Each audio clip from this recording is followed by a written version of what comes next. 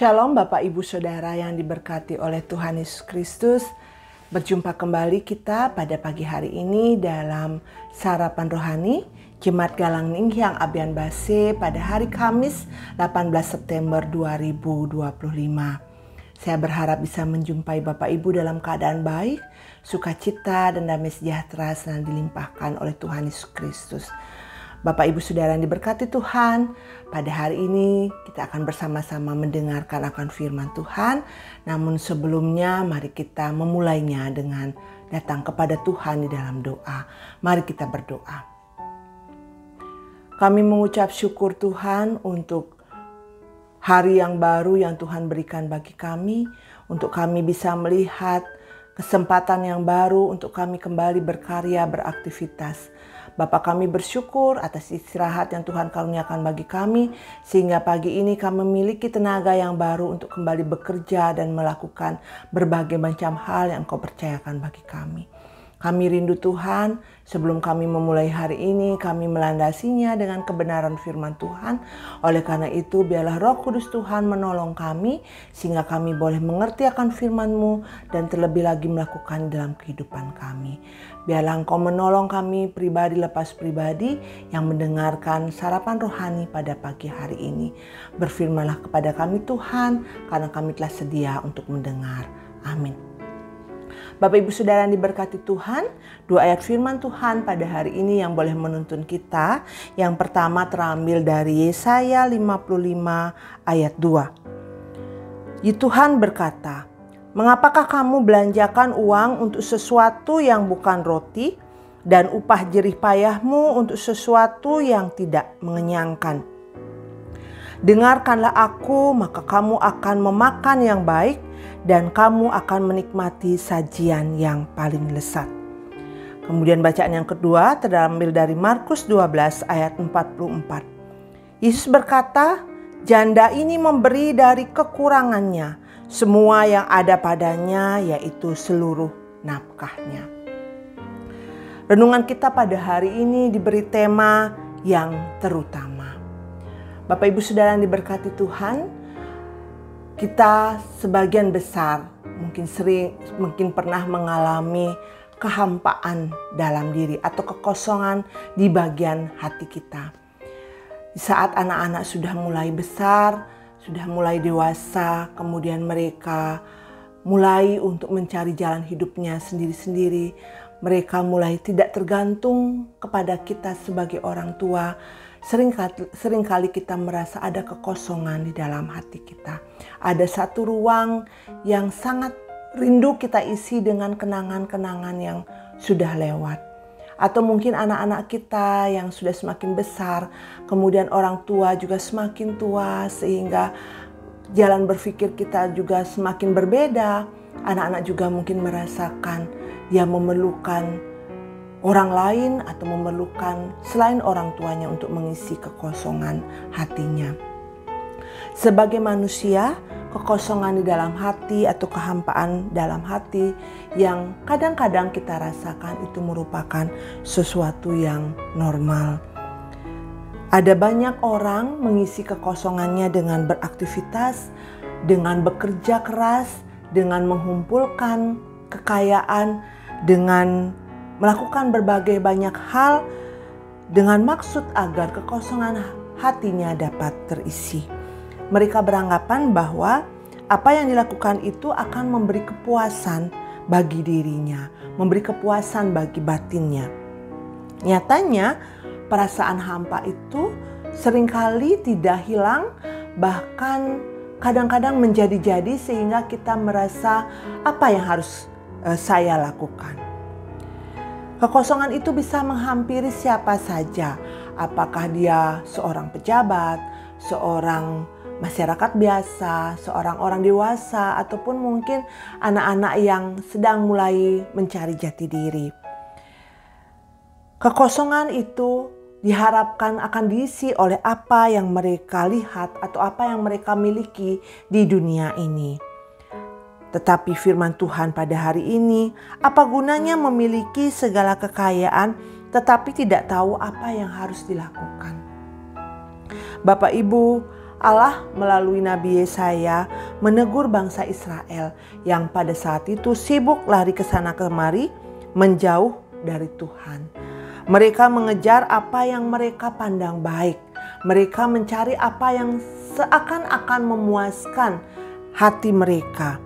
Mereka mencari hal-hal yang menurut mereka mampu menyelamatkan dirinya sendiri.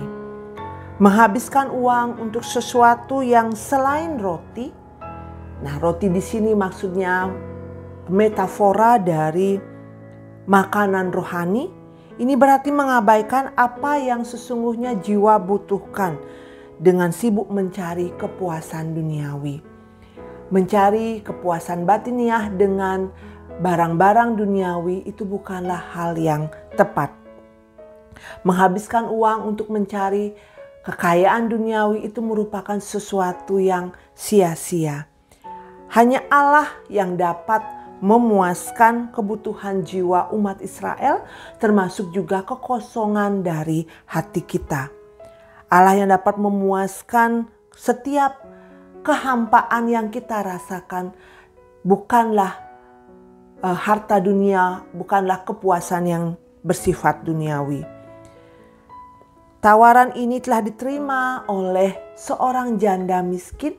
Jadi janda miskin pada waktu itu dianggap sebagai orang yang sangat renta dan dipandang sebelah mata oleh masyarakat pada waktu itu.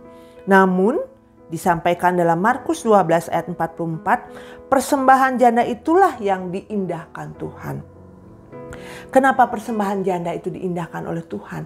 Karena janda ini memberi dengan ketulusan hatinya, memberi dengan segala yang dimilikinya walaupun jumlahnya sangat sederhana. Ia memberikan dengan cinta yang besar dengan harapan bahwa hal itu akan mengisi kekosongan hatinya. Ia mengerti bahwa hal terutama di dalam kehidupannya adalah apa yang berkenan kepada Tuhan. Bapak Ibu, hal ini menjadi perenungan bagi kita semua pada hari ini. Bagaimana posisi kita saat ini?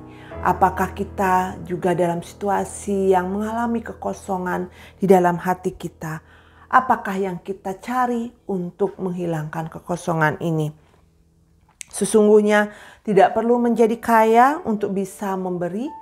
Tidak perlu menjadi kaya untuk bisa merasakan kepuasan hati. Tidak perlu menghabiskan segala waktu, tenaga, dan apa yang kita miliki untuk menghindarkan diri dari rasa hampa. Berkat-berkat duniawi itu bersifat sementara, tetapi berkat ilahi yang datangnya dari Tuhan adalah bersifat kekal. Tidak salah jika sekali waktu kita memiliki kehampaan dalam diri kita. Tetapi firman Tuhan hari ini mengingatkan bagaimana kita mengisi kekosongan dan kehampaan diri kita dengan datang kepada Tuhan. Carilah apa yang diperkenankan oleh Tuhan. Biarlah hari ini kita diberi pengertian akan apa yang terutama di dalam hidup kita, yaitu mencari perkenanan Tuhan. Karena apapun yang kita lakukan tanpa cinta yang besar kepada Tuhan, semuanya adalah sia-sia. Mari kita bersama-sama belajar untuk mencari kehendak Tuhan melalui firman Tuhan yang kita dengarkan, sehingga kita tahu apa yang Tuhan rindu untuk kita lakukan di dalam kehidupan kita. Harta duniawi bersifat sementara, tetapi keselamatan yang kekal dari Tuhan bersifat selama-lamanya. Biarlah Tuhan yang akan mengisi kekosongan setiap hati kita dengan firman-Nya, dengan janji-janjinya, sehingga kita senantiasa merasa diberkati. Tuhan kiranya menolong kita semua. Amin. Mari kita berdoa. Kami mengucap syukur Tuhan untuk firman-Mu yang boleh kami dengar pada hari ini. Biarlah firman Tuhan boleh menjadi kekuatan kami, menjadi penuntun dalam kehidupan kami. Di dalam kami mengisi kekosongan hati kami dengan kebenaran-Mu. Dengan mencari Engkau, melakukan perkenanan Tuhan, maka kami akan dipuaskan dan kami akan dipuaskan oleh keilahian yang datangnya daripada Tuhan. Berkatilah kami Tuhan, tolonglah kami sehingga kami boleh tahu apa yang harus kami kerjakan, sehingga kami boleh senantiasa memuliakan Tuhan. Pada hari ini Tuhan, kami menyerahkan segala aktivitas kami dan karya kami. Kami mohon biarlah Engkau menolong kami, menuntun kami, sehingga apapun yang kami lakukan boleh berkenan di hadapan Tuhan. Biarlah firman Tuhan menjadi pedoman di dalam kehidupan kami, di dalam kami berkomunikasi, di dalam kami berkarya, di dalam kami beraktivitas, sehingga apa yang kami lakukan boleh seturut dengan kehendak-Mu. Kami berdoa Tuhan untuk saudara-saudara kami yang saat ini masih mengalami kelemahan tubuh. Bapa kami mohon biarlah Engkau memberikan kesembuhan, pemulihan, dan berkat-berkat Tuhan biarlah senantiasa menyertai kehidupan mereka, sehingga mereka juga boleh senantiasa mengucap syukur dan menyerahkan kehidupannya hanya ke dalam tangan Tuhan. Kami berdoa untuk gereja kami di Galang Nihia Abian Base. Kami berdoa untuk setiap warga jemaat Tuhan. Kami mohon biarlah kami semua boleh senantiasa menggantungkan kehidupan kami hanya ke dalam tangan Tuhan. Karena kami percaya Engkau Allah kami, Allah yang akan senantiasa memberkati kami, Allah yang akan senantiasa menuntun kehidupan kami.